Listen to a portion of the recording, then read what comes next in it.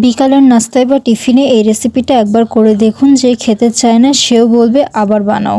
রেসিপিটি শুরু করতে প্রথমে আমি এখানে ডিম আর আলু সিদ্ধ করে নিয়েছি। ডিমটা মাঝ বরাবর কেটে নিয়েছি আর আলু ভর্তা করে লম্বাটে শেপ করে নিয়েছি। আর এখানে 2 কাপ ময়দা, স্বাদ মতো লবণ আর 1 চামচ ঘি, আপনারা চাইলে সয়াবিন তেলও ব্যবহার করতে পারেন, হালকা পানি দিয়ে মিশিয়ে একটি ডো তৈরি করে নিয়েছি। একটি লেচি নিয়ে আমি এটাকে একটু বেলে নিচ্ছি।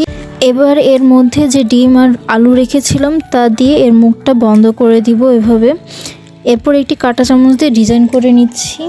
সবগুলো নাস্তা আমার বানানো হয়ে গেছে। এবার এগুলোকে আমি এক এক করে তেলে ভেজে নিব।